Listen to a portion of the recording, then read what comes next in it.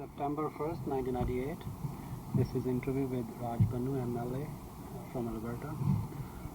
So just tell me, were you born in Canada or you immigrated to Canada? No, I was born in India, in part of India which since 1947 has been in Pakistan. I immigrated to Canada in 1962. And you were at what age at that time? 62, I think I was 29, right. And tell me about your background in India, your family background, and what were you doing there, what kind of things? Well, family background to start with, I come from a land-owning family and come from a fairly economically comfortable economic background. With respect to my parents, my father was a political activist. He was had all his life been active in politics. Started out as an Akali, I guess, in the late 20s, when the Akali movement had some very interesting, progressive, radical edge to it. It was a socially reformist. It was very much committed to the emancipation of the small farmer at that time. So that's where he started. But pretty soon, by about 1932, he had moved on to join the Congress movement for anti-colonial movement for independence. But following the elections of 1935, which were the first elections under self-rule, he was very disillusioned with the record of Congress ministries and the people who ran for Congress. And so he very quickly moved on to align himself with the left group within Congress at that time, which later on became Communist Party of India. And by 1940, he was already an active member of the fledgling Communist Party of India. And when you moved to Indian part, did he continue his activities there? Yes, he was, in fact, during the partition crisis,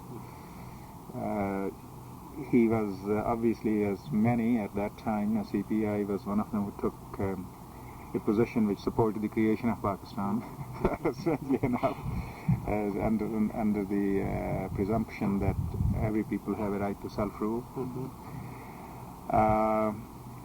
But he, during the riots, he was part of the volunteer corps of the Communist Party, helping injured people in Amritsar. He had moved from Pakistan, what became Pakistan, to India a couple of months, 3 months before the rest of the family moved. And then he was stranded. He came here to get some transportation to get the rest of the family out. But the rioting became much worse as soon as he came over with some family members and was stuck in Amritsar. And while there, then he was very active as a volunteer at the railway station, where they were dealing with injured and maimed and dead, regardless of who they were. In this case, they were mostly Muslims, of course. In 1947, by late October, he was already part of that emerging split within the Communist Party. He moved over to the Lal Communist Party of India with Teja Singh Swantra and others. So he remained very active, very, very active during those years. And I was had just started my high school in 1947 in pre-partition India. Moving over to the new India across the border meant that I didn't go to school for 1 year. But I remember very distinctly that our home was a center of political activity. People, particularly of radical persuasions, would come. We had very little to offer them at that time because that was a time of grave family economic crisis. There was really hardly anything there, so one lived from day to day. But I,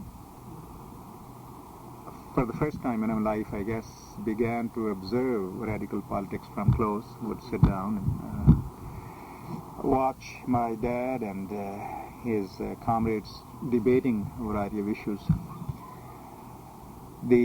So I waited out for 1 year, didn't go to school. The following year, in 1949, I returned to high school in Bababkala, and pretty soon became involved in student politics. In fact, it was in the, I think, winter of 1949 that we organized a strike in the high school. This was the only high school in the area. Very few high schools were around at the time. It was a big high school, a major high school with good reputation in academics and sports. But it was controlled by Congress cronies and a few Akalis. They were on the managing committee. And they were all very conservative and reactionary, and of course never imagined that students could ask for anything.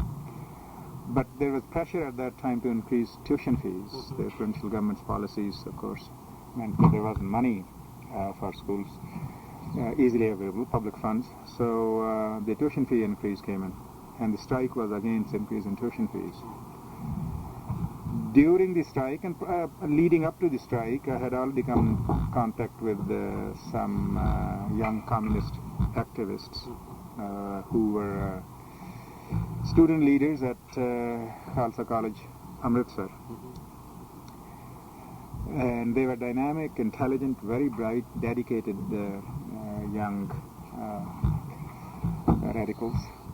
And this only began to shape my own vision of what needs to be done. Also, of course, a communist leader who was working behind the scenes, and he was underground. His warrants were issued for his arrest. Dilip Singh Tapiala. I happened to meet him a couple of times before this strike. And all of this galvanized, myself and a few others into a good, cohesive working group. So the strike was, in a way, although triggered by policy changes with respect to tuition fee, it also reflected growing radicalism among people of my age and generation. So that was, I think, one of the most decisive events, I guess, that pulled me at the right age. I was 16, I guess, at the time, towards the left movement, which at that time was led by communist parties of one sort or another. I became an active member of the All India Student Federation. That strike was successful. We were able to get the school to reverse their decision. Those two student leaders who were assisting us in the strike, the two from the college in Amritsar, were beaten up by thugs organized by Akalis and Congress, chieftains in the area. But that didn't deter us. The strike was tremendous support for the strike.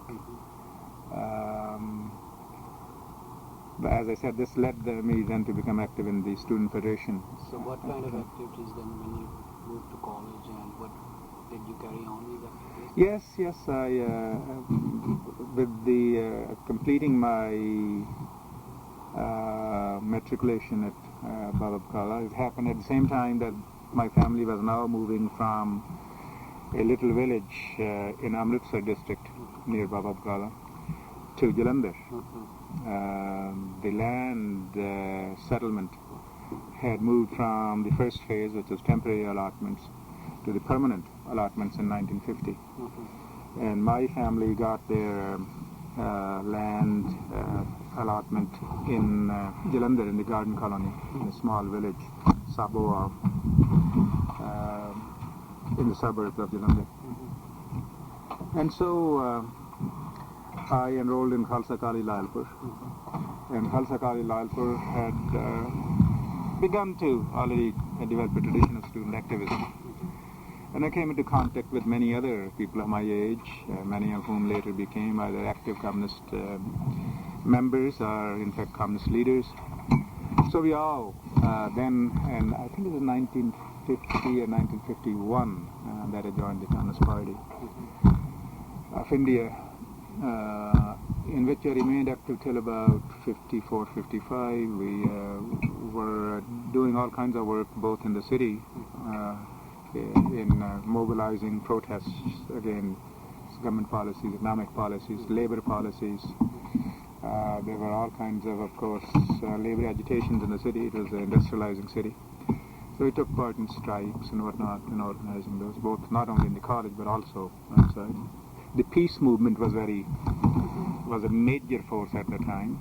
It was although led by left parties, it was sort of an all-party movement, fairly broad-based. So we were very active in that. I also, and that's good. I, along with my other colleagues, we were active very much in the youth sector as well. So we organized youth festivals, peace festivals. Who were the other people at that time? Surjit Bajwa was part of this. Rabinder Sarah, who is here now, Rabinder was part of that group. Prem Singh Chima, he's now the editor of that CPIM, Desh Sevak. He was leader. Raj Pannu used to be the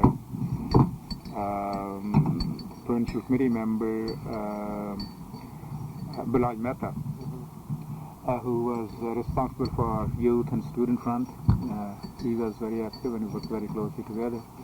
Jalandhar, of course, was a wonderful place to be at that time. It was the center of provincial press. It was a major educational center. It has a very interesting history of political activism. It has wonderful bookshops there. It is quite an ideal place, as a matter of fact, for anyone of my age to be growing up in. And there's a great deal of ferment, political ferment all around. It's a great place to grow up in.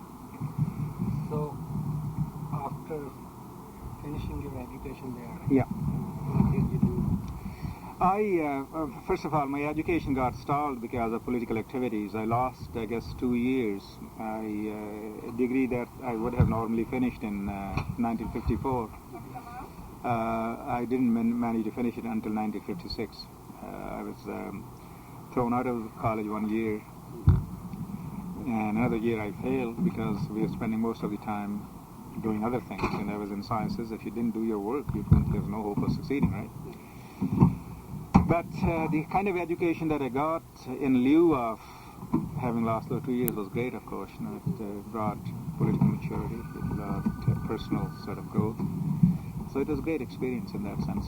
But in 1956, once I finished my first degree as a BA in physics and mathematics from DAV College, then there was a question of what to do now. I didn't do as well in terms of my standing, when I finished. So certain doors were closed. Couldn't go into engineering because you had to have higher grades than I did. I could have gone into law, but that would have taken 3 years, and my family's economic situation was still bad. I also was attracted to teaching, by the way, both when I was just started high school in 1947, in pre-partition Punjab. I was exposed to a teacher who had just finished his degree from Khalsa College, Amritsar. He was a good soccer player, Jagar Singh Tillo. And he also came to teach sciences at the school, in Pakistan. And I was very much influenced by him. He was also a sort of a Congress activist at the time. He used to wear khadar and all of that. But he had a good sense of humor. He was a very good sportsman. He was obviously modern individual in my sense of the term.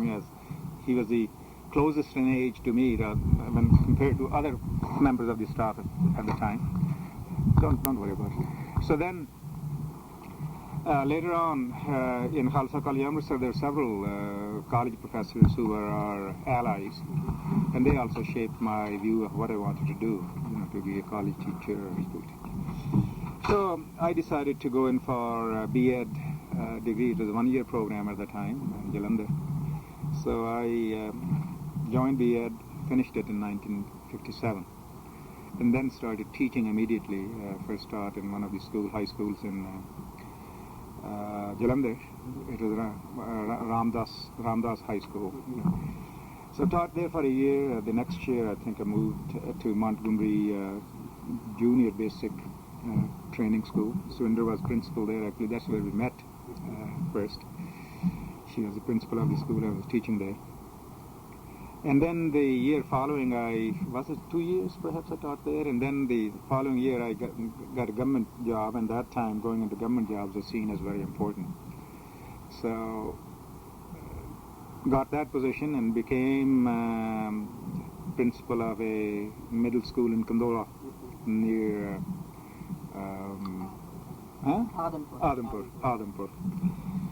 While I was teaching there, a friend, Surjit Bassi, he was a close friend of mine, lived in Modeltown. He had come to U.S. to do master's degree in Nebraska University.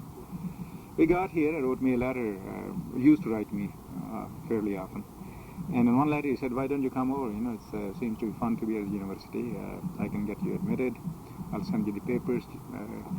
I know that you have the qualifications which will mean that you can be admitted. You're admissible. And since we used to talk about going out for further study, he said, why don't you apply? So on his urging, I applied and got admitted. Then very quickly the plans changed, of course, as I got the government job, but things started moving about coming to U.S. So as a result of that, by the February of 1961, I was ready to leave that job and come to U.S. But the family's economic position is still bad. I felt very guilty about having to ask my parents to support my, journey to U.S. and then support me there for a while until I can be on my own. So I decided to come to London and stay there for 6 months, work on some odd jobs, save some money so that I can pay my way through the first term at Nebraska.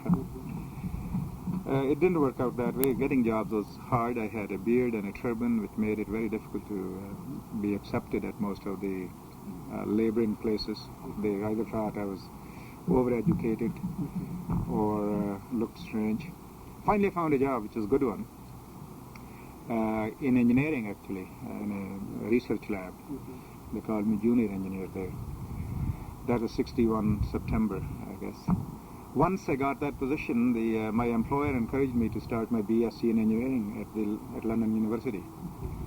They said they had a special program they called the Sandwich program. In 6 years I would have earned my degree. It's a work-cum-education program, which I joined and started going to London University on a regular basis. In the meantime, Swinder joined me in December. So were you married before you... Yes, we got married in 1960. That's right, 1960. So after I came, she found it very difficult to be on her own, so she said to me, don't proceed to U.S., wait for me until I join you in London, and then we'll see what to do. So anyway, she came there in November of 61. He wanted. 61. And all kinds of things happened at that time, because all kinds of people of my age were moving about out of Punjab into all parts of the world. So while I was in London in the summer of 61, a mutual friend of Swinder's and mine, who was also a colleague at Montgomery Teacher Training College, Mr. Kapoor Sahab was traveling to Alberta that summer to take up a teaching position in high school here in a small town. And he stopped over with me and he said, look, I'm going there, the money seems to be good. He said, you'll be getting about the same amount that I will get, I'm going to be getting. And why not come over there, let's work for 2 years in the school, and then I want to go do my PhD, you want to do the same, we can then be in North America and we can do whatever we want. I was reluctant because I had already started my further education at the University of London. He said, well, look, let's not debate this. If my superintendent of schools asks me about someone else, I'll give your name, your address, and then it's between you and him. That's exactly what happened. By October, I got an offer from the same school division where he had come to teach to say that Mr. Kapoor tells me you are this and so, and you will get roughly this amount. You'll be teaching in a high school, and we want you very badly. If you're interested in coming, take my letter to the Canadian High Commission, ask for a visa. There are certain things you have to do to get your teacher certification done, but all of this is here. Here's the information to proceed. She came, and we made up our mind quite quickly that this is a good idea. So within 3 months of our arrival, we had completed my procedures for certification to teach, applied for visa. We got this in end of February, and on 16th of March 1962 we arrived in this province, and I started teaching high school. So which place in Alberta did you arrive? Whitecourt. It's about 120 miles northwest of here on Alaska Highway, what used to be called Alaska Highway. It was a very small town, not even a town, it was more of a village. But it had a high school. It was a rough place at the time, very rough. But it was changing, community was changing very, very fast. They had discovered gas in the area, so there were lots of gas exploration. Gas pipelines were being put in. And young high school students were working with good money. And so I got the job there, and we started teaching there, and within a couple of months, I guess 1 month, Swinder was asked to teach as well. So both of us taught there for the next 2 years. And then in 64 we moved to the city. I taught here with the Edmonton Public School Board for 1 year. While I was doing this, she and I both were taking courses at the university. So I got myself admitted to the graduate program based on those courses. And at the end of the 64-65 academic year, which was end of June, I decided to quit teaching and become full-time graduate student at the university. So what subjects were you taking? Sociology, primarily, yeah. That. How this changed from sciences to... Oh yeah, so that's where I guess my political activity, political activism, political experience, exposure to political analysis, particularly from the left Marxist perspective, came to great help. I found very quickly that I was at least as good, if not better, than most of my Canadian counterparts, students who were in graduate courses, although they had a whole list of sociology courses they had taken previously. Some of them were majors in sociology, others had honors degree in sociology, and we're all working together in our graduate courses. And I was doing better than most of them. And so I realized that I had learned my sociology through a different route, but nevertheless it was very effective and very useful. So it's a major shift, you're right. But sociology at that time, it still has that element in it, was trying to be very scientific. So having had training in science and in mathematics wasn't an impediment. If anything, it provided a sound background from which to start. I just want to go back a little bit. Sure. Could you explain your first experience when you came to Hundal? How did you feel? What was your first impression? Well, we were overwhelmed with the challenge. We arrived in Canada, I think it was 15th or 16th of March. It was a Saturday. Same day, from the airport directly, we drove to Sangudo, which is on Alaska Highway, about 100 miles from here. Overnighted there with Mr. Kapoor, D.V. Kapoor, stayed with him. Bought our dishes and pans and pots at a local hardware store, and Sangudo was even smaller than Whitecourt. Next morning and afternoon, we were driven by school board officials to Whitecourt, which was Sunday afternoon. And Monday morning I was in the high school in the classroom.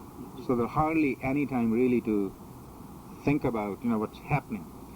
But there was one major shock that both of us received once we drove into Whitecourt and we were shown the small house. It was called a teacherage on school grounds, on school compounds, in which we were to stay for foreseeable future. The place was so dismal. Both of us were quite shocked when we saw it. Sundar was absolutely adamant that she wasn't going to stay in it. If that meant returning to England or wherever, she was willing to do that. Just wasn't going to. And the school board official was with us, when he took us there and saw her react in this way. And she blew up, So he was, since they were desperate for teachers, desperate for high school teachers, desperate for teachers who had university degrees. At that time, very few people in Alberta had high school, particularly in the rural areas. In the whole high school, there was one other teacher who had a university degree, and that was the principal of the school. So they wanted us to be there. So they put us up in a hotel for a few days, which was a terrible old place, with a huge, big beer parlor underneath, so there'd be noise there till 1 o'clock in the morning. Within a few days, the vice principal of the school, who lived in a brand new teacherage off the school compound, Jim Kendall, he offered us to stay with them. We paid them nominal amount. A school board did. I don't know how it happened. But we stayed for them for about 2 weeks, and the school board undertook to redo the teacherage for us. At least they put in hot water there, tub there. They changed the stove, which was a wood stove in there, by the way. So they brought in an electrical stove. That made it bearable, if you wish. It still wasn't a good place. So we spent the next 2.5 years till the end of 63, 64 academic year. So what kind of teaching experience you had? Interaction with students? Oh, it was fantastic, actually. I was obviously youthful, dynamic, at 29. I now assume that had liked being with the students, with young people, enjoyed my contact with the young students. And they were thrilled. The person that I replaced, technically, although I taught, in 5, 6 different grades, classrooms, different groups of students, but my homeroom, as it's called, was grade 11 classroom. I was grade 12. And the students were very, very pleased to see a young person. The person that I replaced was 81 or 82. If we call his name Mr. Green. And the fellow was in his youth, in his prime, he would have been an excellent teacher, but at 81 he was frail. He couldn't even stay awake in the classroom most of the time. So for students, my presence there was a breath of fresh air. And I, like students, established very good working relationship with them. And in fact, over the next couple of years, one thing that I found most satisfying about having taught at a school like this, which was relatively backward at the time, was to inspire about 5, 6 students for the first time ever in the history of their school to not only finish their matriculation with good enough grades to enter the university, but in fact to proceed in the post-matriculation period to come to the university and get their first degrees at the university. So it was a successful experience, it was a pleasant experience. I was highly appreciated. Both of us were. It was a small town, so if you had a degree or two, in your pocket, you were noticed, regardless of the color of your skin. And there are all kinds of people who saw us somewhat strange, particularly Sundar, because she wore saris, at the time, or salwar kameez. But pretty soon, people began to appreciate our presence there, because they are in a small town, in a small village. Your reputation as a teacher spreads out very, very fast. So people are reasonably friendly. We were very lucky to have struck friendship with one young couple of our age. The chap was Forrester. He was a Dutch by background. He had spent some time in Indonesia, but moved out of there after independence. So he had known a little bit about Asia, he knew a little bit about colonial structures and all of that. And he had a degree from UBC in forestry. His wife, Doris, was a young woman with 3, 4 kids at the time, 2 or 3 kids. They lived on a beautiful little country house on McLeod River. So they came on the first or second day, I guess, after being there. They came and knocked at our door, introduced themselves. They said, "We heard you are here. We'd like to meet with you." They invited us over for supper immediately the following weekend. And so from that point on, we became very, very close friends with them. And so that made our experience in Whitecourt very pleasant. People are very friendly, in fact. Staff was very good. Our colleagues, there were about 20 of them, they were very good. Yeah. So it wasn't experience was difficult. altogether different. Yeah. There's some advantage to being in a small town when you start your life in a new country, provided your status, occupational status, is high enough so that people would give you respect just because of your status. So that helped, I guess. So let's now come back to your university experience when you were studying. So what kind of experience you had there? It was exciting. There were lots of, most of the people in the graduate school at the time. This university was relatively young in terms of graduate programs. So it was trying to attract promising young graduate students with good potential. So it had facilities. It offered reasonably good bursaries, scholarships, facilities, support for you to do your work. Faculty was growing. They were recruiting new members from good university backgrounds and qualifications. So place were beginning to become exciting place, intellectually, that is. So it was a good setting in which to enter as a graduate student. Lots of foreign students were coming to the university too, lots of them from India as well. So that's another interesting facet. We got to know and become friends with lots of foreign students, particularly from all parts of India. Indian Students Association on campus was quite active. The Indian community in the city began to grow as well, particularly during summer. People would come from all over the place. The teachers teaching out there and engineers, they come into town. And we would therefore meet with them. There are all kinds of social functions that go on. We became active in the Indian community as well. There were attempts to organize little associations here and there. So it was an interesting and exciting experience. How big was the community, local community, Indo-Canadians? When we came here, I guess there were about 15 people, 20 people. Students, Yeah, and then students, another 25 or 30 students. So if you include both those who came here as immigrants, people like us, who were about 15 or 20 at the time at most, and students who were visa students, and a few faculty who had just begun to come into mathematics and to physics and chemistry and so forth. There would be about 50 people at the time. It was easy to get to know everybody. So what kind of functions, Cultural functions mostly. I think one major concern that we had was that Canadians didn't know much about us. They saw it as colonials, they saw it as people of color. They were racial, of course,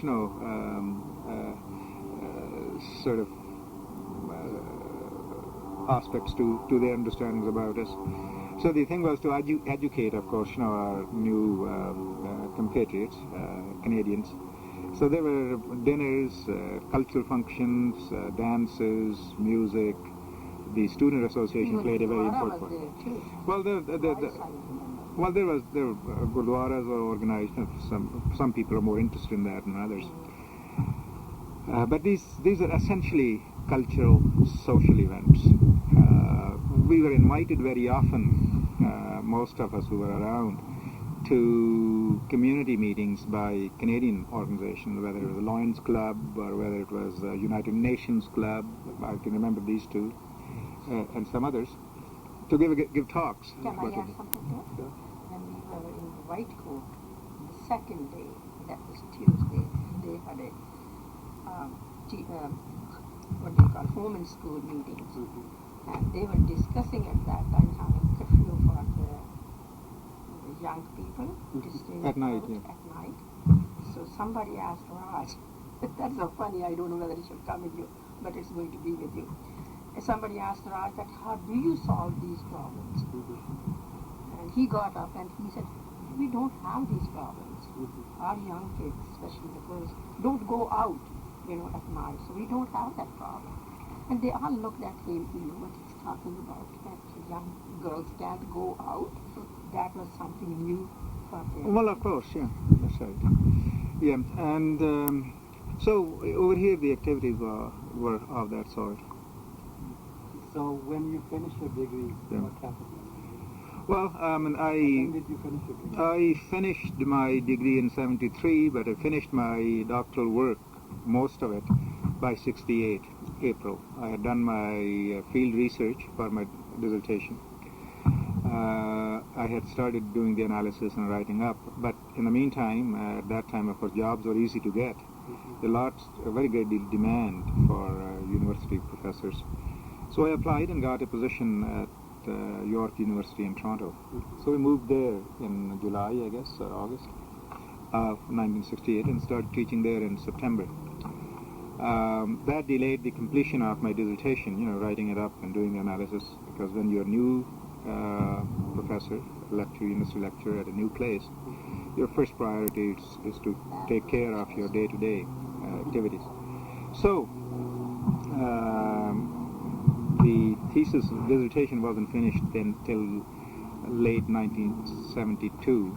I defended it in January or February of 1973, and that's when I formally completed my degree. But I started teaching in 1968 as a full-time tenure faculty member. And then when did you move back to? 69.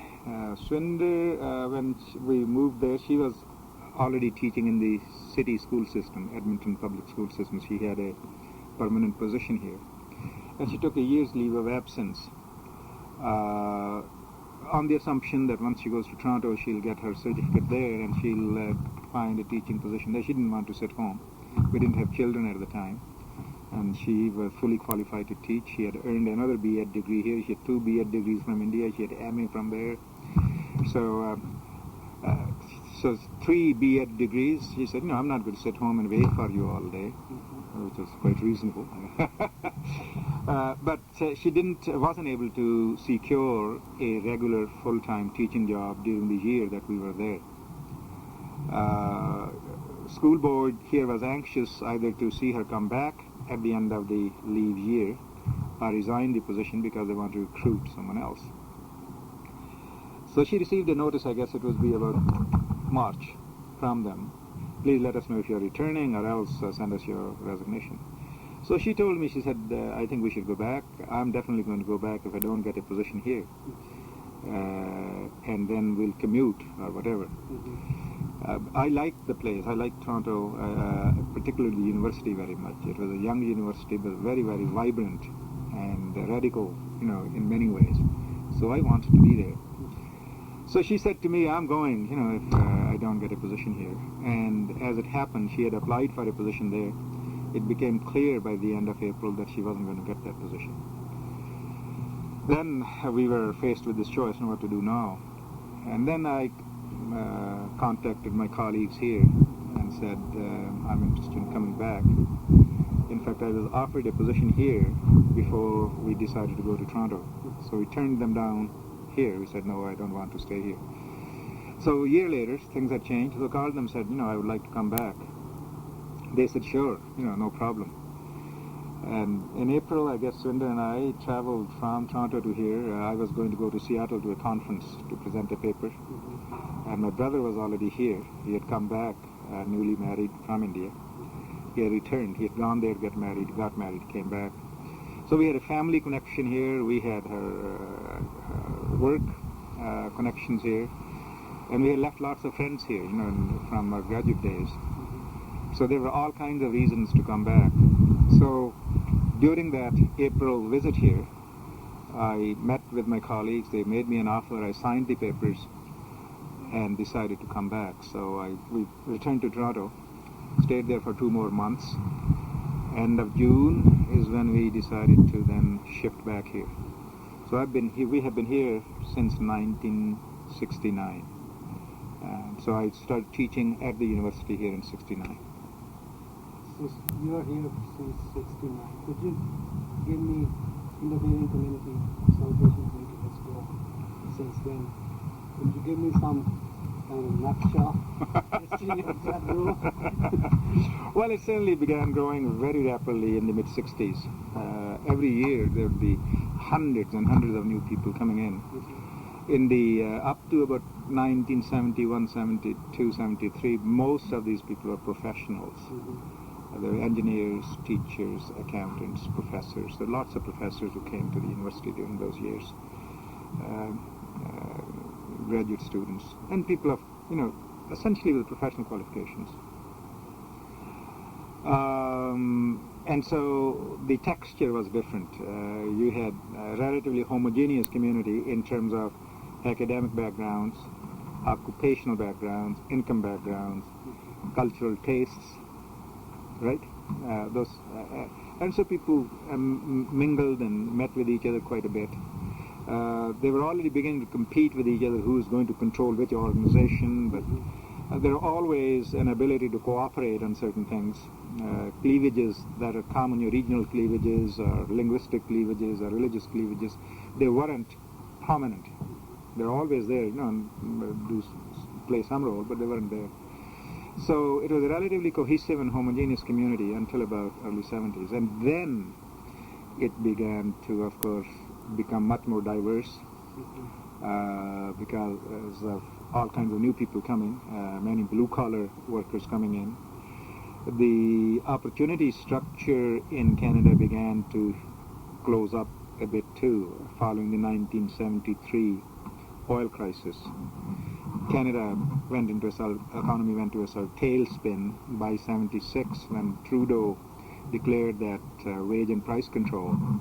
That was the indication that Canadian economy was in very, very serious trouble. Unemployment began to go up, inflation was moving up. Lots of speculation was happening at the same time, so there were lots of Indians and newcomers, particularly business people. They were beginning to become more prominent in the community.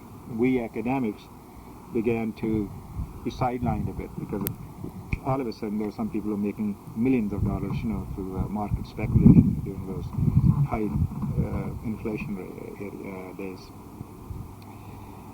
So the newcomers who were coming, even those who had MAs and MScs and engineering degrees, they were no longer finding it easy to get jobs which were commensurate with their background and qualifications.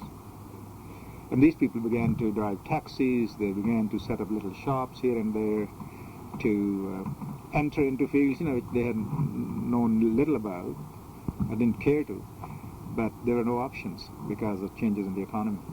That began to, of course, not only a community became more diverse, it also became more divided along occupational lines, income lines, status lines.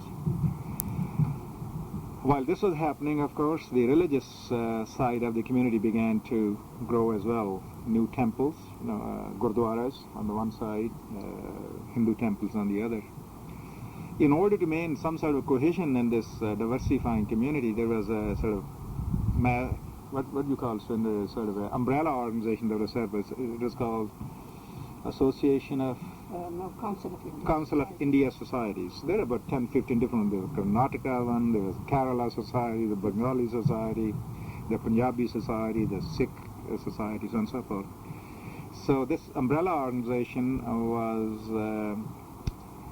set up to keep these groups more or less talking to each other and working together vis-a-vis the white community and the government. There was some multiculturalism had become popular by then, after the B&B Commission report in 1972. So there was advantages to staying together and seeking public resources for cultural development, for setting up community centers and whatnot.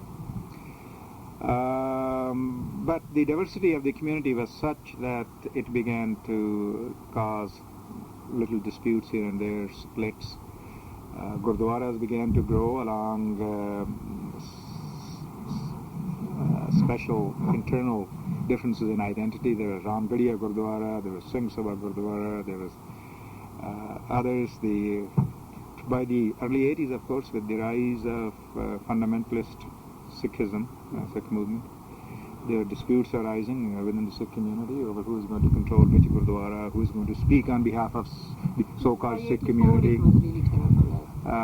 And we were involved, we were active, we were trying to moderate, people on saying, be sensible, you're not in India, even if something is happening there, you don't need to kill each other over here, your own interests are going to be hurt as a result, you're not going to gain anything from it. But things were on a roller coaster at the time, there's no way you could stop them. But I think the fact that some of us continued to intervene to stop people from getting to real physical blows, we succeeded to some degree. We contained the conflict. But this community became very different, both ideologically, in terms of religious cleavages, in terms of economic, mix. So you have now, of course, a whole diversity. There are people who see themselves as rich and wealthy. There are class distinctions. People who meet with each other. There are, of course, Millwoods, which has a fairly diverse population, but large percentage there is made up of people who work in occupations we would call working class. Although these are people with relatively good educational qualifications from back home. But so there is a tensions. There are some fights. There are some. So what kind of reaction this growth of community got from the larger community? All kinds of reactions during the 80s. Of course, there was the political parties are always interested, in the ethnic vote. Ethnic vote became far more important during the 70s and the 80s, and our community got invited to align with this party or that party or this candidate or that candidate, both at the municipal level and at the provincial and federal levels. So one reaction of the larger community was to try and incorporate, co-opt the elites of various segments of our community into their fold. And they did. Liberals were very active in it, and they, both provincially particularly, but also federally to some extent. Tories certainly were very active and succeeded in drawing the elites, to them. They made frequent visits to the Gurdwaras and to marriages and ceremonies and all of that to show their presence and say that we are interested. The larger community obviously had some concerns about how our presence might disrupt their peace, your community settings, but they didn't. The racism didn't come out clearly in their reactions to us, because I guess our history of our settlements are different. Those of us who came here first were well educated, better educated than most of our white counterparts. So the perception of us was quite different. And the spokespersons of the community, even when the community got divided, were all reasonably well polished, well integrated, and successful businessmen or academics or in other occupations. So those people who fronted the community vis-a-vis the white community were well accepted. So the racist element in the relations between the white community and our community was somewhat tempered as a result.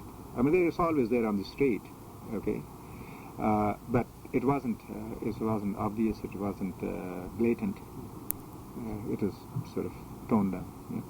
So when you left India, you were active in left politics? I was. My activity I wanted to add this. After 56, once I began to look for some way of earning a living, my political activism gradually began to go dormant. So by about 59, I had more or less dropped out of active politics. I mean, we had the same circle of friends, and many of other people like me had done the same thing, including Surjit Bajwa and Nonhal and Hardyal. We were all close friends. We were about 10, 15, 20 of us. And everyone scattered in different directions, including our provincial leaders, party leaders. Remember that was a period of crisis and more or less disillusionment. So I had become somewhat dormant and inactive. So what kind of political connections, activities you were involved in here? Well, here again, up to 71, 72 is a question of survival and success and re-establishing ourselves. As an academic, one is under tremendous pressure, particularly during the first 5 to 6 years until you get your tenure. You know, there's enormous pressure and demand on your time and energy within the university. And I enjoyed working as an academic, so I added to those burdens on my own. You know, but by about 71, I began to return to politics. Even during these graduate days, of course, I was very active on campus, anti-Vietnam, anti-American, Canadian nationalist argument appealed a great deal because it was anti-American, I guess, in some senses. It strived for some sort of independence, you know, autonomy for Canada.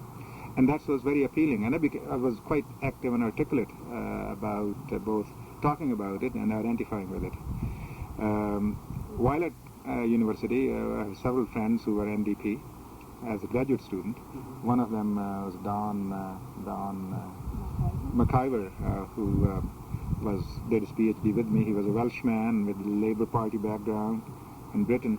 So we used to talk a great deal. He introduced me to NDP here. But he was, in my judgment and to my taste, wasn't left enough. So we used to have great debates about his politics and mine. But I didn't actively join any party until 71, at which time I met with the then young leader of the NDP of Alberta by the name of Grant Notley. And he came to campus. We had invited him. There were some academics, my colleagues who were NDP activists at the time, to a luncheon meeting, which was attended by about 50 people, and I, at that time, took out the membership and began to become more active with the party during election times, and often would go to public meetings, conferences, public meetings in general. Tommy Douglas was very popular and outstanding NDP leader at the time, so he attracted my attention and our attention, and generally attention of many people. Waffle group in the 72, 73, you know, within the NDP, the left group, spoke more to my interest. They were neo-Marxists, you know, of sorts. So they began to then articulate that particular vision, you know, that I had come to espouse and embrace during my youth and sustained interest in it. And so with that expression, you know, of the left, my interest in politics began to grow again. By then I had also become, of course, an academic with fairly good theoretical understanding, which normally isn't available to everybody. You know, you're exposed to international discourse and debate on these issues. You write yourself. You begin to address specific issues, both in terms of contentions in theory, but also in practice and policy. And as a sociologist, I had to combine both, so I became much more reinvigorated in terms of my interest in new directions in Marxist theory and discourse. The old Marxism of just the Communist Manifesto or Party Congress documents didn't interest me. I had always, by the way, thought that was a bit too rigid. But with the academic exposure now and access to new debates and new materials, I began to take much more interest in those debates. So that's my return to politics from early 70s, I guess. In a general way, speaking about politics in terms of concerns with policy issues, concerns with international issues, you know, and the role of states and parties, you know, with respect to those issues. That was as an academic. Yeah. So, why did you join the NDP? Well, frankly, there were only so many choices. The Marxist left as a organized institutional party was almost dead in Canada of the 70s. There was a fringe element of 5-6 people, in Alberta perhaps, who called themselves, I guess, communists or whatever. But there no possibility, no impact. So since I wasn't a sort of a rigid Marxist ideologue, I had moved away from the more sort of direct association with the Marxist Communist Party over the last 10 years for reasons which had nothing to do with whether you like that politics or not, just being away from it, because of this immigration and all of that. NDP was the only party that was of any consequence which had policies which attracted me at the time. Liberals didn't. Trudeau did in person on certain issues, but Liberal Party never did. Tories, of course, thank you. No, that's fine. Tories didn't, from the very beginning, didn't do it. So NDP was the only choice. Chahor, Lalo Singh, right. No, that's it. What did you think about Alberta politics at the time? What were your observations? Alberta politics, yes, that's how I got interested in, another reason why I got interested in NDP at least. The dominant party when I came to Alberta in 61, 62, the party that had been in power since 1935 was the Social Credit Party, led by Ernest Manning, the father of Preston Manning. He was a premier. He was a dominant political figure, intimidating in terms of his experience, his presence, his ability to debate. In fact, there was a debate on campus in the summer of 1960, in the fall of 1965, which happened in the convocation hall of the university. The debate resulted from a challenge that was presented by a young academic by the name of Williamson, who was a Welshman, was a philosopher, and he was very, very savagely critical of the social credit policies, and rightly so, because they're very, very right-wing. So he challenged the premier to come and debate with him on campus, and the premier took him on. So there was the debate. Hall was absolutely full. It was September afternoon, very nice afternoon, I remember. But the premier simply devastated this young man in terms of his ability to debate. Made him a laughing stock, actually. But Manning had lots of opponents, particularly among academics. And I was part of the academic milieu. So I was very, very much concerned about the continuing dominance of the social credit. The only party that at that time seemed to be able to challenge them was the New Democrats. They were rising force. Remember, Saskatchewan was the heyday of, they were at the highest level in terms of their popularity, in terms of their effectiveness. They had brought in Medicare, in 64, 65. Douglas was still the premier there. So it seemed that the social democratic alternative was the credible alternative to the social credit here. It was only in 1969, 1970 that the Tories, a bunch of young lawyers and accountants, got together under the leadership of Lockheed and managed to get in, with 3 or 4 seats, and turned that into a major debacle for social credit by 1973, 72, and they influenced it. Is any way your ethnicity affected your view about Alberta politics at the time, or it was your academic and my exposure to within the academic milieu to individuals who became personal friends, who had been exposed to social democratic politics, if you wish, or left of center politics in their previous experiences, either in Europe or here or elsewhere. When did you start thinking about running yourself? I think in the 80s,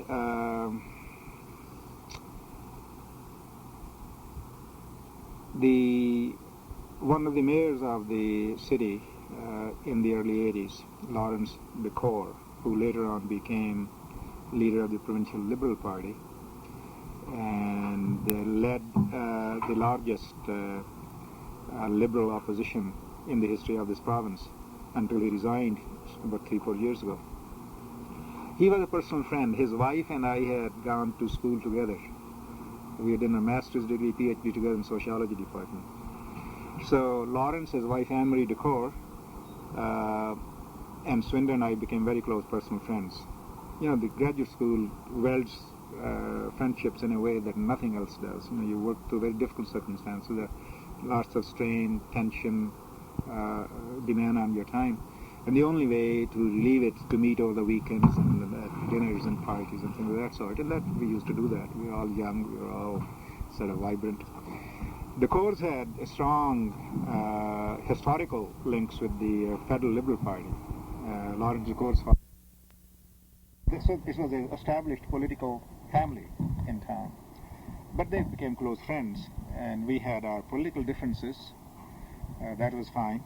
But then when he decided to run for the mayor, he had run for as an alderman, you know, in 79, 80 or something. And I had supported him then because municipal politics is non-partisan politics. He did well during that year, and then he decided to run for mayor, and I vigorously supported him and sought support for him in the Indo-Canadian community as well. He successfully got himself elected twice. I was on his advisory committee for 5 years, and strategy committee, along with 6, 8, 10 other people, you know, from various parts of the city.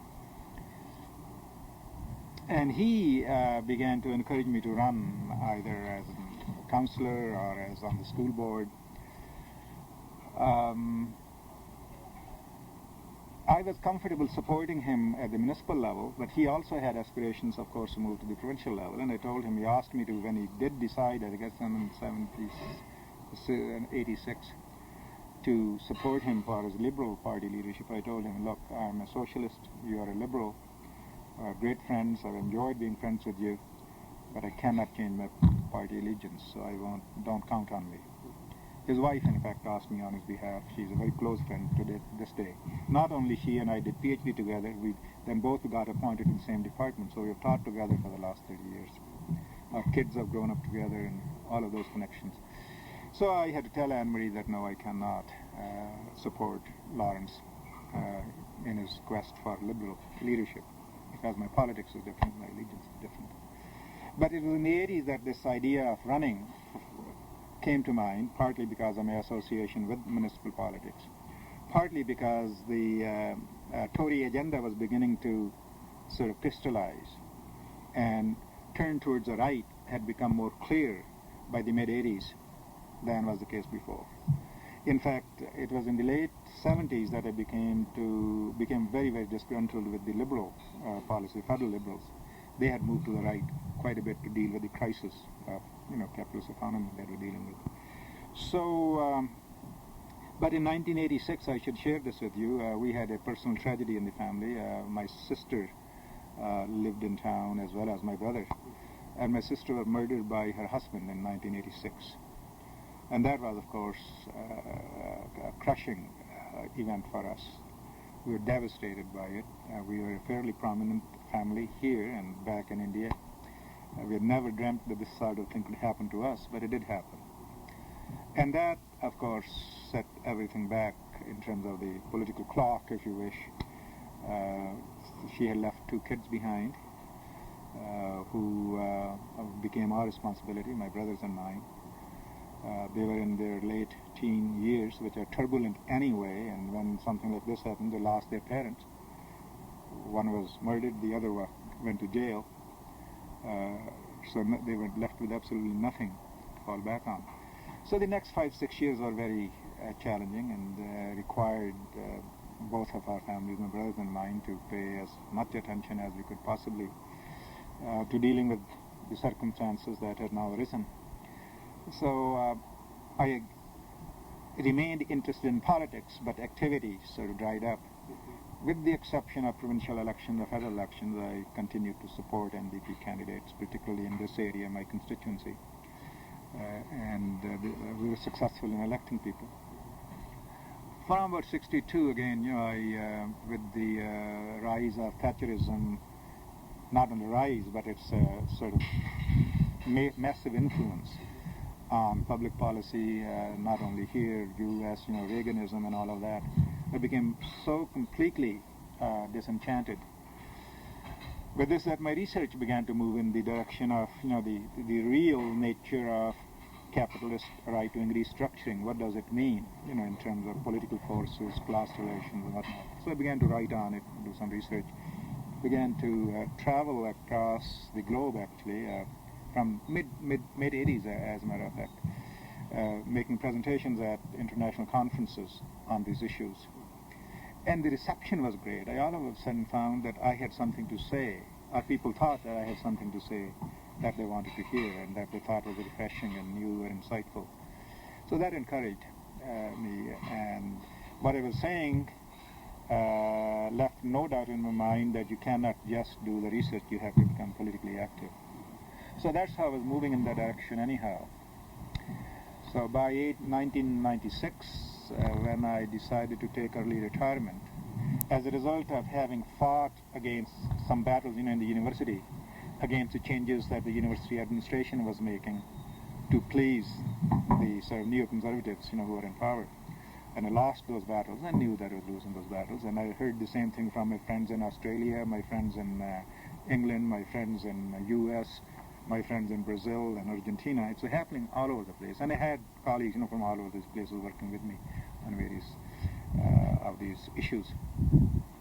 So I was ripe, I guess, for the picking. So I took early retirement in disgruntlement. I had 3 more years to go yet. My normal year of retirement would have been next year, 1999, June. But I decided to take this early retirement, and I wasn't sure what I was going to do. I thought I'd do some research or some writing. I had started a project in West Bengal on CPM's structural changes, in the panchayats and education and so on and so forth. And in fact, I spent 5 months in Calcutta on a grant from the university. I started the project, so I wanted to finish that. So I thought if I retire from the university, I'll be able to do that work. But as soon as I retired, my NDP friends found out that I was available now for running. So they started twisting my arms. So it was between, I guess,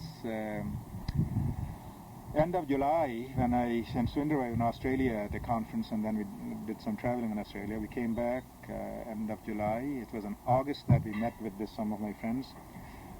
Just by happenstance, by chance, there's a Fringe festival here, and we were standing in line to go into a play, and behind 4 or 5 people behind me were these other people. So she walked up to me and said, I understand you have retired. Yeah. Well, you'll make an excellent candidate, provincial candidate here in this constituency, and I would like to see you run. We'll support you. And she's a lawyer in the city. She was the president of the Alberta NDP for many years. So I said to Jean, we'll see. I'm not interested. I've just retired. My wife and I want to do some traveling. I have this academic obligation, scholarly obligation. I want to finish the project. And it'll take at least 2 years, so I'm not ready. I'm not available for this election. That may come any time. She said, why don't you think about it? So within about a month again, the sitting MLA, former MLA, NDP MLA from the area, he's also a lawyer, Barry Chivers, he called me and said, Jean talked to you, have you thought about it? We still think that you should run. I talked at home, I talked to my brother and his son, and actually my nephew was the one who said, Uncle, you must run. There's nothing better to do for you. You must run. They finally convinced me, so in October I said, yes, I will run. So what was the nomination process? Was it contested? It was contested. There were 2 other very good candidates, both of them much younger than I am. One works with the Alberta Federation of Labour. He's a very bright young man, handsome, promising. I think he would make a good party leader at one time. And one was a woman of Chinese background who also was born here and grew up here. And she's a social researcher. And so there were 3 of us. But I had done my homework. I didn't realize that academics have the kind of credibility that I found out I had.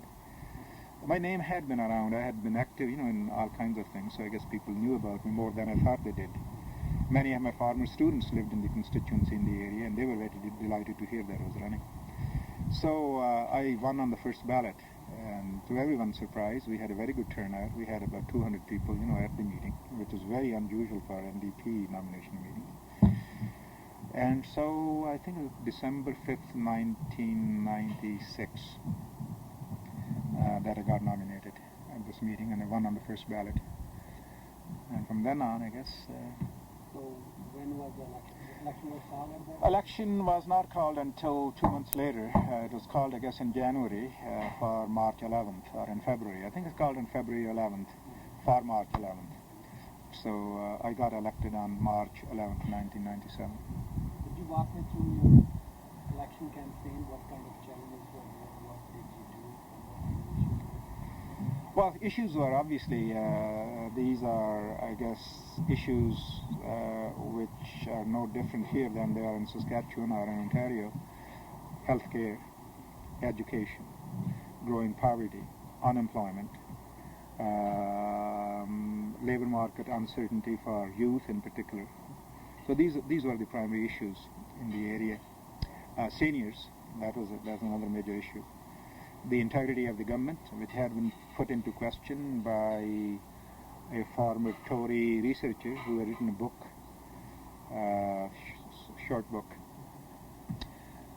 which exposed the workings of the Tory government.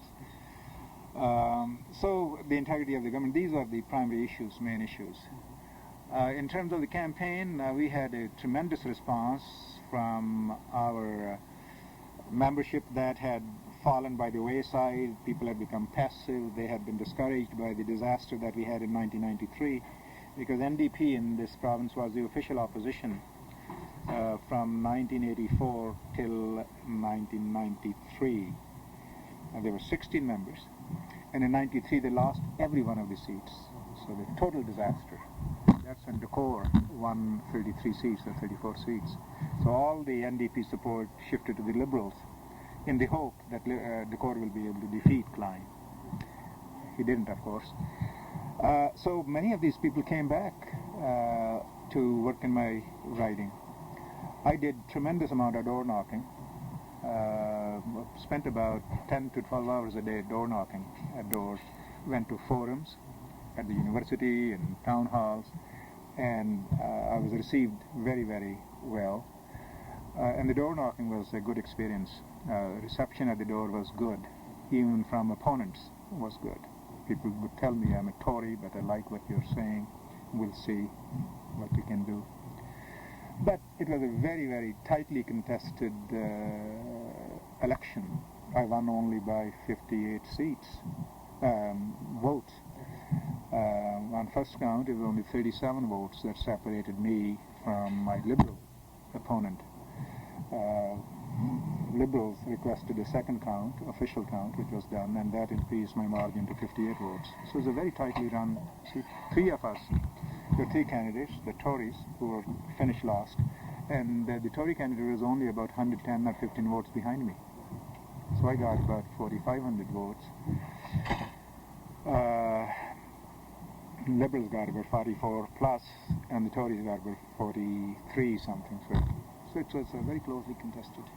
So what kind of role the Indo-Canadian community played in your election? The people on the left, and we are fortunate to have quite a few in Millwoods, we are close friends, people that we have worked together on all kinds of causes together, having to deal primarily with our own issues, within the Indo-Canadian community. They came out in tremendous support. They raised funds for us. They made a tremendous contribution in terms of funds.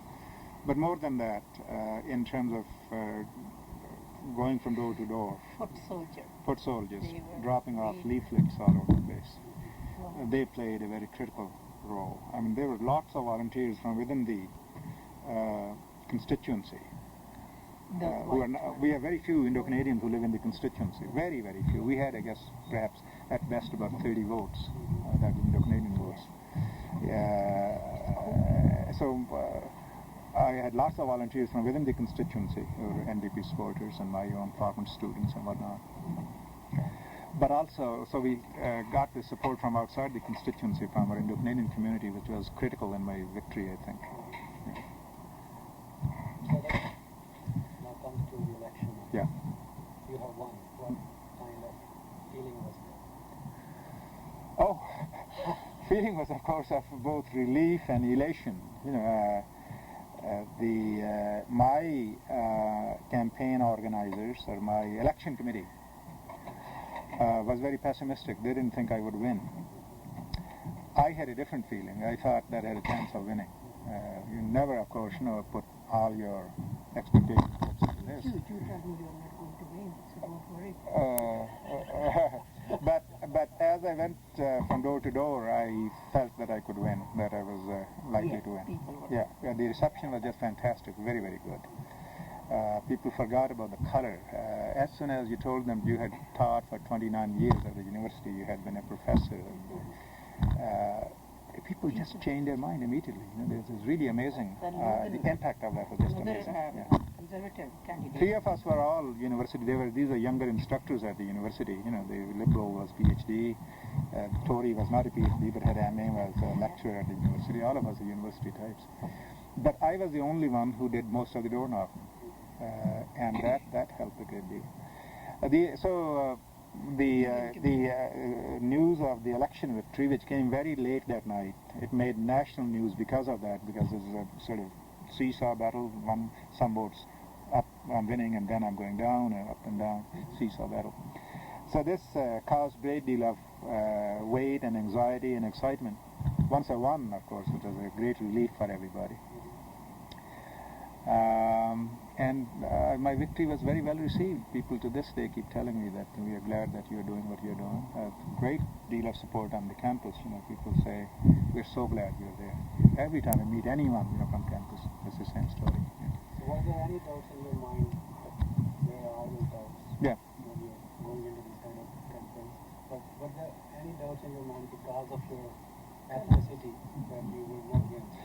Yeah, we discussed it. It was not a question of doubt. It was a realistic concern that the appearance and identity do matter. What I found was that it was possible to overcome whatever negative burdens my particular identity carries with my academic qualifications. That neutralized it. When they were deciding that how to do for the election, even for nomination, and it was decided that we should put doctor, and I was opposed to this, the doctor. When you're academic, everyone else is an academic. There are 2,500 other PhDs, that I worked with. I have 30 of my own graduates, who are PhDs and teaching all over the world. So you don't flaunt your PhD. Everyone has a PhD. Right. So what, right? So one so I was said that, and very openly, he said, no, doctor is very important over here because of his ethnicity. He said this is a relatively well-educated society. People will not look at his ethnicity once they find out that it is doctor. So then I gave up. Yeah, so other people too, let's not put doctor. So there was the issue of racial distinction, difference, and as a result we decided to make use of my professional accomplishments and academic qualifications, and that certainly helped very much, and I continue to think that helps a great deal. Still, there is a certain warrant that you carry with you. If you have been successful academic for so many years, people begin to look up to you and say he has something to say. So there is something to it. Yeah. So my identity was a factor. We thought it might be a negative factor, but it didn't turn out to be that. So what kind of reaction you got from the Indo-Canadian community? Very good. I have people, on the Indo-Canadian community, as I said, they are aligned with the Tories, they are aligned with the Liberals, they are aligned with the Khalistanis, all of that.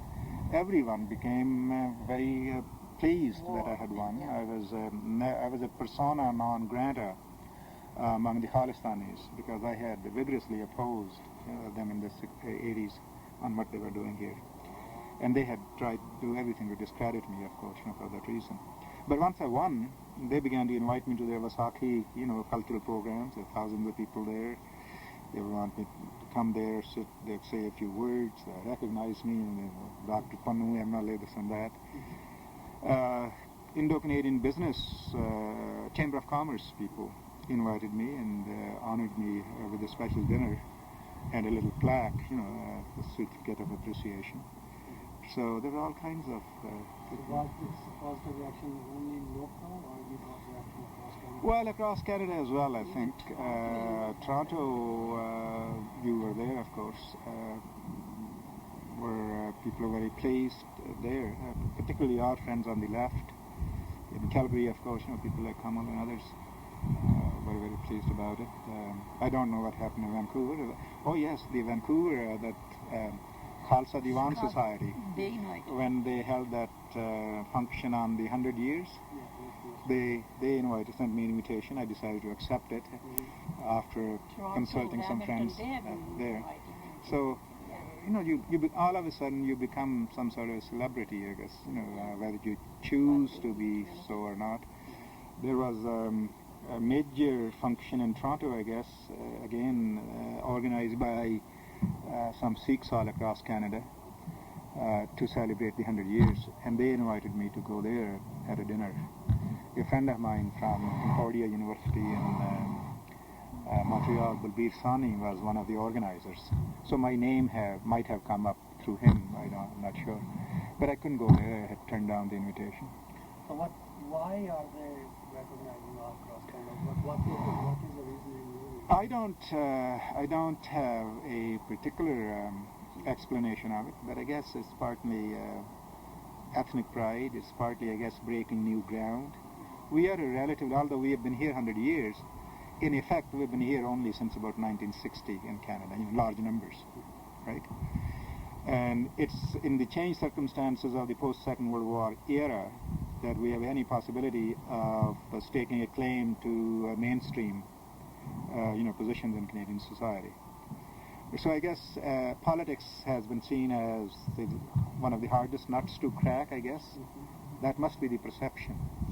So once you succeed, whether you are Malli or whether you are Raj Pannu or whether you are Sahota, when this happens, I guess people feel some joy, some satisfaction in the fact that we are now breaking into the most difficult of the mainstream institutions. So probably that. Vancouver, that MP Greva, Yeah.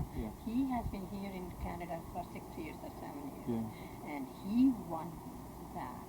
He has been coming on the national TV with the talk TV show. He has been with that, and he has been claiming whatever you can say that I won on my merits. But if he was not a reformer, perhaps he would not have won. But the Indian community still feels that. Yeah, I think there is some ethnic consciousness, which is absolutely inevitable. When you live in a society where you are a racial minority, have a historical experience of having been discriminated against and treated as a minority, it's inevitable that the community, regardless of its internal cleavages and differences, would have a sort of overarching consciousness of being different. And I guess we are, in that sense, conscious of that fact. So that ethnic consciousness is what I guess leads people then to celebrate for however short period of time when someone from among them wins. Yeah, that's right. Now you're doing your job in LA. Yeah. Last year, describe the job, what you are doing.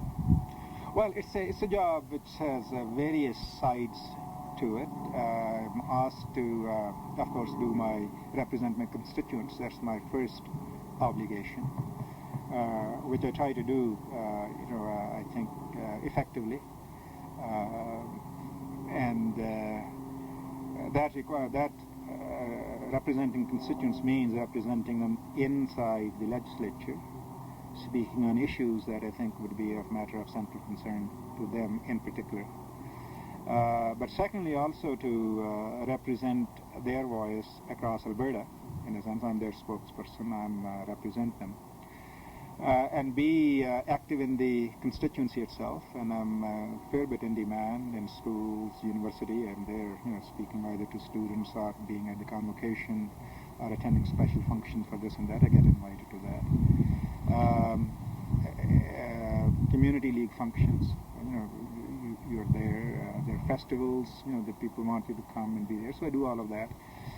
But also, as having been put in a very interesting situation where I'm 50% of the caucus I'm looked up to by New Democrats and other people on the left in Alberta as their spokesperson, who's supposed to carry the message of the New Democrats, the message from the left, to all parts of Alberta. And that happens too. I am engaged in helping the party rebuild itself at the constituency level. I do considerable traveling. I get invited by constituency associations to come and speak to them at their meetings. I get invited by regional, groups, NDP groups in Lethbridge, Medicine Hat, and other places to go and speak on issues that may be of regional, and emerging issues. Calgary. So I am trying to help party rebuild itself or reinvigorate itself a bit. Inside the party, I'm trying to do what I can to sort of invite the party to rethink its vision. Obviously, there are reasons why the party miserably failed, 5 years ago. So inviting the party to look at itself, to see where it needs to change, where it may be deficient, to look at its popular base. Why is it that so few ethnics, in the NDP, when other parties have, large numbers of them? Why is there an absence of either Indo-Canadians or of people of Chinese background or of other ethnic groups? Why aren't they there? Why is the party failing in attracting the youth? There are not many youth in the party.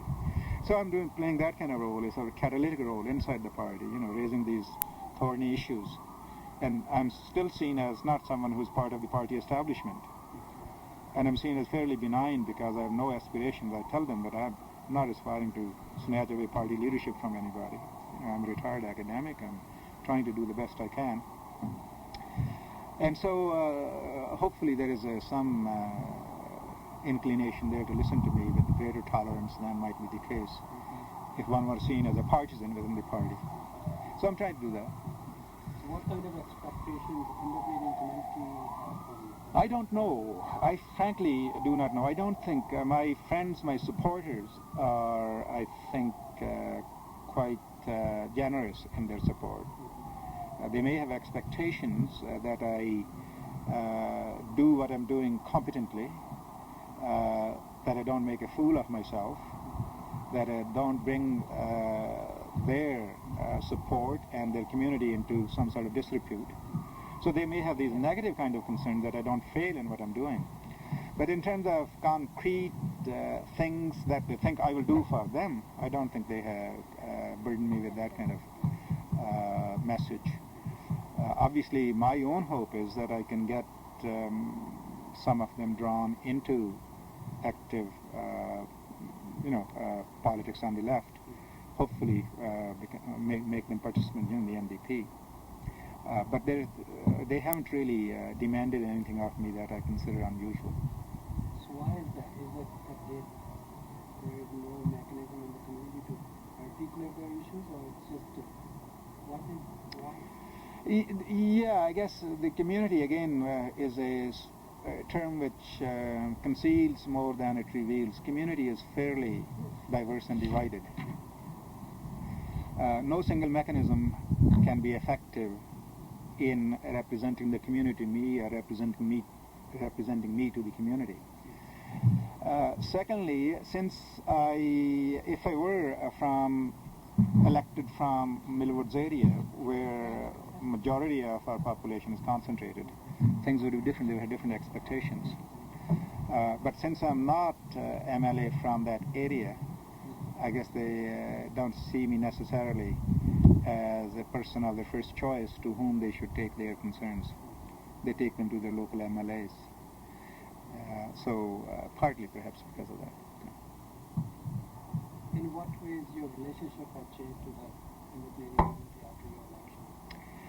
I must say that my relations with the community have always been limited. Up to 1996, because of the simple logic of my commitments on campus, I took my work as a senior fairly seriously. Never really had all that time on my hands to spend too much time with the community. I did go to meetings when I was invited. I avoided gurdwaras particularly because they were being taken over by Khalistanis and whatnot, and I was not necessarily a welcome person there, so I said, I'm not going to waste my time on them. You were never interested in it. And I'm never interested in Gurdwara politics as such. I never see that as a forum that I can use to get community to address issues that I would like them to address. So my involvement was always somewhat limited over the last 20 years or so in particular. On civic issues during civic elections, I did become active and people got involved. People paid attention to what I had to say. We cooperated with each other, to make a difference, to get some people elected. Since my election now, I have, again, new kinds of constraints on my ability to spend time with them. I'm busy, I'm running around all day and night, more or less. I do go there whenever there's an occasion, whenever I particularly get invited, never miss an invitation. I always look forward to it. I try to meet once a year or twice for socials, with our own people on the left, so that we remain cohesive force and still continue to work together. But that's about the extent of my involvement there. So you mentioned the Gurdwara politics before your election, or during your election. Yeah. In what ways that affected you? Significant effect of Gurdwara politics on your election campaign?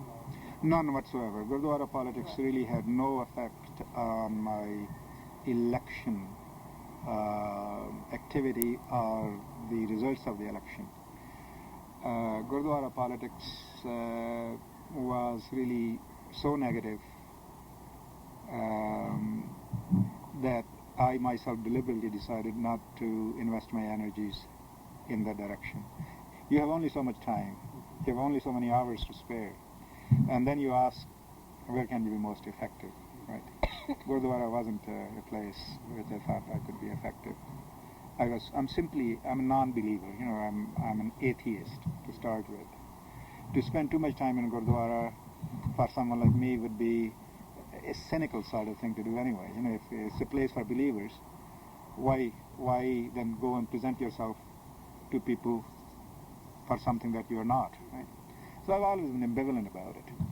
Gurdwara as a social institution is an important one. I think the left in India has ignored Gurdwara as a social institution at their own peril and to their own detriment.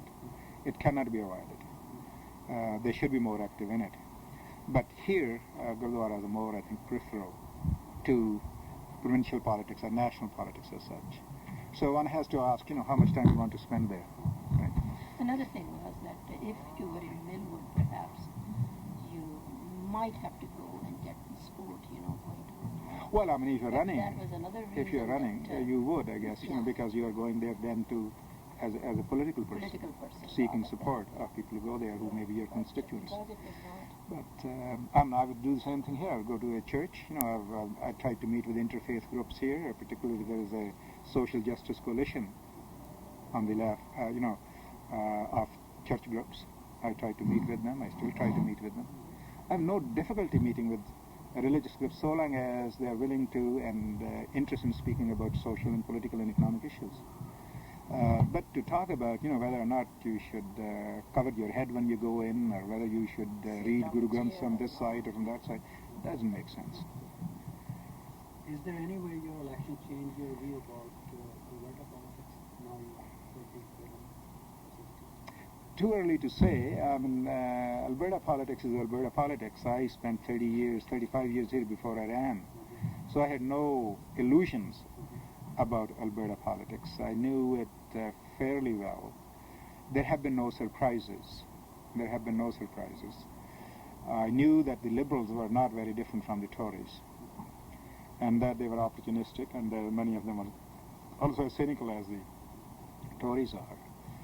So in general, in terms of ideological complexion of other political parties, there has been no, I think no differently now than I did then.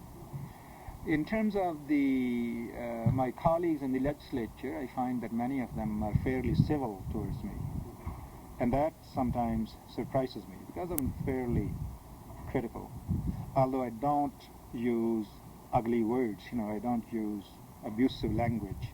I don't use extreme language. I'm critical. I spend time on saying why I'm critical. And there's a general acceptance of what I have to say in that sense. People say, he's a nice guy, I guess. Yeah, I do get notes from liberal stories saying it's a good speech, you made some good points, that sort of thing. So they're fairly civil about this. Do you think a new election has changed the representation of Indo-Canadian community issue, not issue, but Indo-Canadian representation in Alberta politics of visible minority? I suppose it does make some room. It dispels, I guess, some concerns, unfounded as they might be, that non-Indo-Canadians might have about us. So, if that is one of the unintended consequences, I think I'd be pleased to hear that. But very difficult to say, and particularly for me to judge it. Sometimes people say that ethnic minorities are abusing the nomination system by backing or voting in blocks. What is your experience on it? Well, in my case, of course, that could not have been the case. Since I think there is an element of truth to it. Liberals certainly used, or particularly Sikhs, particularly the the Khalistani faction in the last two leadership conventions that they had, to seek help from them. It's partly because I think white Canadian politicians don't have a real grasp of the nature of extremist politics in India. They see movement for Khalistan as perhaps not entirely wrong-headed or illegitimate. They get bought into the arguments for human rights without asking the question, is the state the only actor, which deserves human rights, or in fact these guys also violating human rights? So there's a simplistic view of the nature of politics there and the nature of the political problem. As a result, some of these extremist groups, Khalistanis for example, are able to get some sympathy, some hearing, if you wish. Even people like David Kilgour, who's a decent man, I have great respect for him. Even he got sucked into it for a while. He's a very cagey, clever politician, so he's kind of developed some distance from it now. But even good politicians, fairly successful politicians, have been subject to appeal by this group. So the bloc voting then helps, of course, some opportunistic politicians to rely on the services of some members of our community who can certainly deliver these votes. So there is that. Tell me the names of people who have influenced you in politics. You mean from when? From when? From your whole life. Well, that's perhaps the most difficult question to. It's evolving. It's an evolving door, as it were. As a youngster, when you start, when I was growing up in the 30s. I was born in 1933. The first time I began to become aware of politicians would be, I guess, around 1940. So you have to be 7, 8 years old to begin to notice these things a bit. So, and the nationalist politics in India was in its prime at the time. Nehru, Gandhi, these were names, household names at the time. We all knew this. Bhagat Singh, of course, was our own hero in Punjab. Gadri Babe, these were household sort of, tales of heroism, political commitment, and bravery and whatnot. So these were the people at the time. My own family was fairly political. My dad was quite active politician. I remember first time it would be, I guess, 1942. There was a Kisan conference, Communist Party conference in our village. This was Vaisakhi, I think it would have been. And he unfurled the red flag and then spoke about it. I would be about 11, I guess. Grade 4 I would be, I guess, at that time in. And I heard him speak for the first time. First time heard him speak about it. I would be 9 years old, you're right. And he talked about the history of the red flag and the massacres in Chicago, in the 1870s, and how this flag arose from those struggles for industrial workers, in Europe and here and there. He talked about Marx and other things. So that was my first exposure to politics, and he was a hero. He was I looked up to him, and he was looked up to by many people at the time. He was really a center of lots of political activity. Our house was always like a commune. And lots of people came and went, around election times. He was always active. He was prominent. So Gandhis and Nehrus, and then in this come 1950, post Second World War, of course, the Mao was a great hero. I remember in 1949, All India Student Federation conference was held in Jalandhar, and Sultan Niazi used to be the leader of the All India Student Federation. Brilliant guy from Aligarh University, from a well-established academic family. He came and spoke there. Sardar Jafri came from Bombay and read his poems about China, about Mao. Himalayas ki chotiyon se Mao chilla raha hai, inqilab aa raha hai. So Mao was obviously a great figure. Come the 50s, Ho Chi Minh attracted me a great deal. A great figure of great historical significance. The struggle of the Vietnamese, against first French colonialism, imperialism, and then American imperialism was quite a attention grabber. So my attention began to go out, and Gopalan and Sundariya in India. Dange used to be a very good parliamentarian when he used to confront Nehru. Mudipad, I met him personally, I guess, received him at the railway station in Jalandhar. Dr. Kichlu, Saifuddin Kichlu, was a great peace activist, hero of independence struggle. So these are my recollections. There are, of course, ordinary people in the streets. Narendra Sharma, who used to work together in Jalandhar, and when I was a whole-timer Parleru, a great soul. I still meet him in Delhi whenever I go. Darshan Canadian was certainly a brilliant guy. I was always more intellectually oriented, I guess, in politics. And Darshan appealed to those of us who sought that kind of side of politics as well. Was a great figure. Dang, of course, was always enjoyed a great deal of respect in my mind. Satpal. So Geet, I've known him, although never been very close to him. He was. My father was a supporter of CPM, and so when party split, I was already out here, and that happened in 65, 66. But Surjit was known to me both from the party office, which used to be in Jalandhar at the time, and we used to visit there up and down all the time.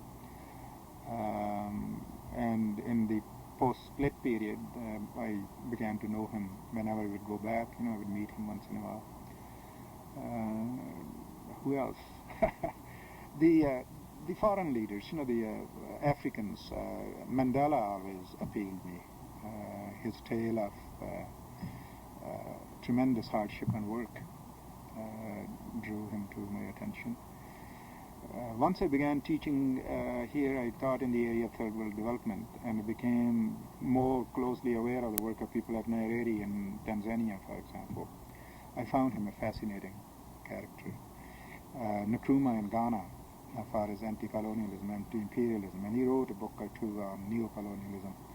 I found him very intriguing leader. Castro, of course, continues to still excite my imagination a bit. Here, as I told you, Douglas was quite an outstanding leader and influenced me. But when you become mature academic, you then, in a sense, begin to look at, I guess, these people differently. They become more objects of your analysis than sources of inspiration, alone. So you have a different view. So what is important to you in Canada, basically? what's critical, I guess, in politics is obviously the continuing presence of right-wing politics, the continuing existence and activities of a new right, its attempts to reorganize politics, spearheaded by the activities of the Reform Party, continues to concern me deeply, very, very deeply. At the international level, the role that Canada is playing in cementing in a new sort of neo-colonial power bloc in the form of G7 concerns me a great deal. I think it's a force which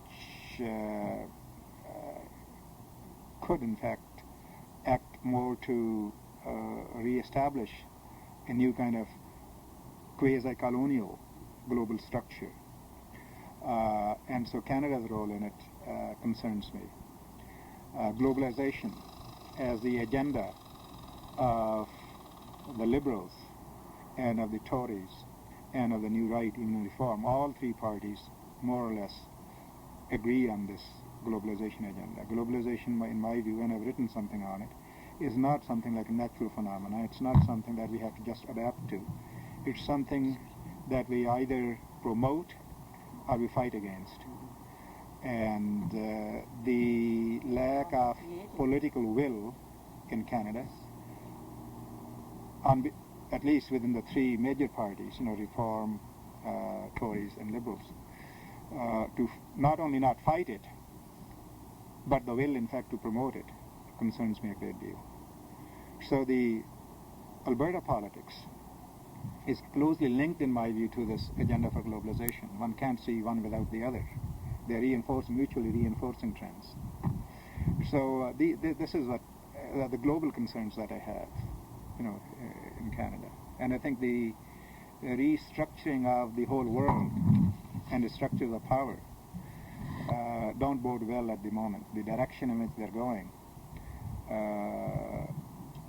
are worrisome, and we need to organize forces that will successfully resist those. So that's my continuing concern over the last 10-15 years, actually, and the concern has only deepened since I've entered politics directly, if anything.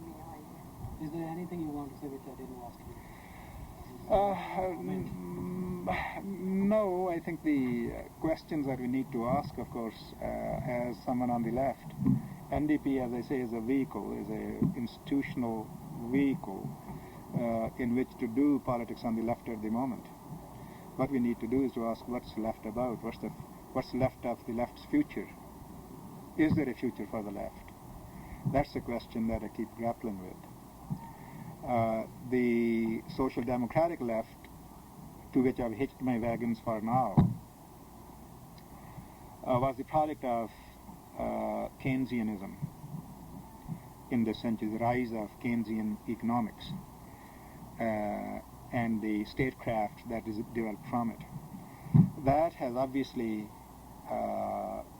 now been part of history. Keynesianism has declined in its significance, in its effectiveness, in its efficacy as a tool of politics, as a mechanism, as a framework within which you can conceive politics. So what next? Capitalism has reinvigorated itself in the changed conditions of the 80s and 90s, where there is no real threat internationally to its existence in an organized state structure, which was represented by Soviet Union and its allies. That's gone. So it has a free field to itself at the moment. Left has no real alternative that you can speak about. When it speaks about the 70s, it goes to the past. It talks about something that was discredited, that left was itself against, in the 70s and the 80s. We were most critical about Keynesianism, as practiced in the 70s and the 80s. Where do we go from now on? So the left is in crisis. That's something that we haven't talked about. And what form it will take is another. Socialism. If capitalism is so crisis-ridden and is showing its crisis tendencies again in the worst possible form, if billions of people are going to be thrown out onto the streets and into poverty and into desperation. We have to think of an alternative. There must be an alternative. But what alternative is it? What form it will take? So we need to redefine the substance of the left's alternative to capitalism. If it's shall still to be called socialism, we ask, what does it really mean? And the left isn't asking that fundamental question. How will it be different in substance in the next century, in the next 10 years, 15 years, in order for us to present it as a realistic alternative to that which the discredited form of globalized capitalism has to offer. And we don't have that. And as an intellectual on the left, as a political practitioner on the left, that's my massive concern right now.